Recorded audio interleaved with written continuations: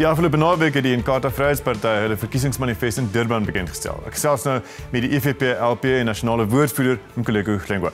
Mkhuleko, welcome to the show. Thank you very much. Let's look at your performance at the polls since the 90s. On the screen we'll show some numbers there. 94, 10.5%. You bottomed out in 2014, but improved in the municipal elections of 2016. Now, what has the IFP done to cement those gains between 2014 and 2016? Because I guess you're hoping that will increase, right?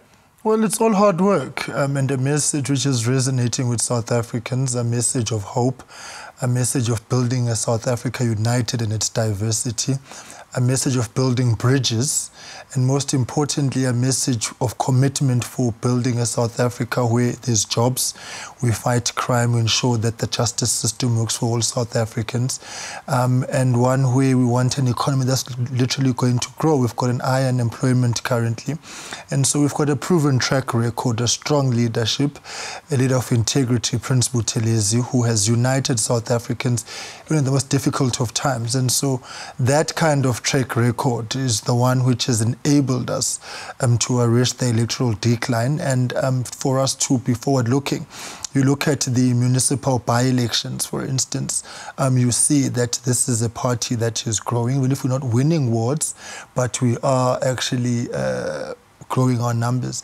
And the fundamental point to make, particularly from the graphs that you showed, is that in 2011 we won 2 municipalities, in 2016 we won 13, and we are in co-government with the DA in the city of Johannesburg. And so that's the kind of seriousness which we've applied ourselves in to work hard for the collective good of South Africa. Right, okay, so excuse me for this, but you know, the pace of politics in this country requires, nerves of steel and lots of energy. And your top leadership just celebrated his 90th birthday last year. There were efforts in 2018 to organize succession, 2017 even, in the party. Why has that process stalled? Well, it hasn't stalled in the sense that it stalled. What we've had to correct was bogus branches. And if we had continued with the conference, it would have called into question the integrity of that outcome. And we are duty-bound to have a conference which is consistent with our own constitutional prescripts. But insofar as the leader is concerned, one might say that Prince Buthelezi is maturing like good old wine, and so there's absolutely nothing wrong with age. And in fact, he has a wealth of experience which is necessary and we need in this country. This is the last election, though, that he will be the leader for the IFP going into the campaign. Well, of course, we announced on January 19 this year that we're going to conference in July, and Prince Buthelezi has indicated his intention to step down, and we've got a transition which is currently underway, and that is working very well. Right. I want to talk to you about your manifesto, Mkhuleko. It was launched last weekend. Interestingly, you ask for a conversation around a referendum, possibly, on the death penalty. Do you think this is a vote winner for the IFP? Well, we're not presenting a populist manifesto, but we're presenting the hard, cold facts. Insofar as the challenges facing this country, one of them is that there's an increase in crime, violent crimes, gender-based violence. You look at the fact that you've got killings on farms. You look at the fact that South Africans in the streets are not safe. And what we're finding is that correctional services, people come out of prison not reformed and go back to repeat these crimes. And secondly, you find that the consequences are very, very minimal and inconsistent with the crime that has been committed. So all we are saying is South Africans must be afforded the opportunity to make a determination. And we consider this to be a deterrent and a necessary conversation. The fundamental point, though, of course, is that there is a stereotype around the death penalty simply because the apartheid regime used it very wrongly. And so we need to have this discussion to also clean up that particular sensitive part of the death penalty. Okay, when we move on, we can talk about that the whole night. But you say, for example, you want to ban single-use plastics and ask for a gender equality clause, which are very modern electoral messages. But in the same manifesto, you ask for an increased role for traditional leaders in dispute resolution, and your land rights regime remains stuck in the past, right? It's very much stuck in the future.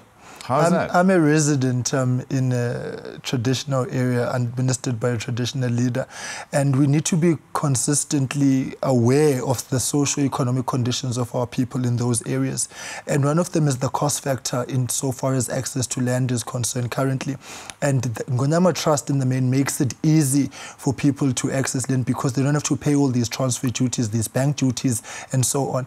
Of course, we do need to follow through on the commitments of the Ngonyama Trust when they made in 1994, which said, 1, the land would be put into the trust. 2, the land would then be transferred to communal trusts and traditional authorities and traditional councils. But the third and most fundamental phase was that once that land was secured, was to give full ownership to individuals and families. So we are quite concerned at the fact that the current government has stalled that process because our intention was to ultimately make sure that people get the land at no cost. People get the land, but individuals on the IFP's plan, individuals will not get title deeds of. No. The three-phase plan I'm speaking about was to make sure that people get land.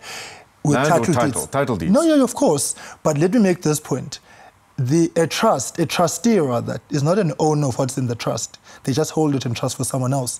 The king is a trustee of the land for the people. So right, but does the IFP want inhabitants of communal land in Ngonyama Trust land, for example, to be able to borrow against that land, like against the title? That was fundamentally the intention. That's why what we wanted to do was to protect people from the vultures of capitalism, the banks, and a government which would have literally abused people to say, it's costly to transfer land. I mean, I can sit here and give you narrative upon narrative coming from a rural area and so on.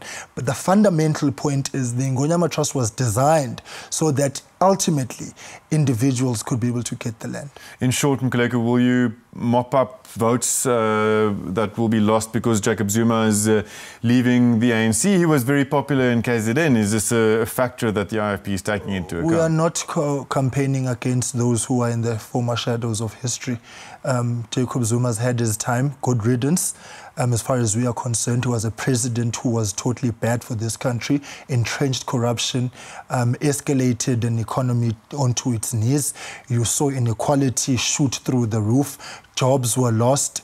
The economy, so on. So good riddance to Jacob Zuma, but fundamentally the IFP is offering a message of hope to all South Africans, a message of unity and diversity, and ultimately we are saying we want to make South Africa work for everyone, and so we are promising social and economic justice for every South African, and we are pushing back on the politics of race and the hatred and the populism which is out there, which is characterized our country. It's not good for this country. So we call on South Africans to vote for the IFP on the 8th of May.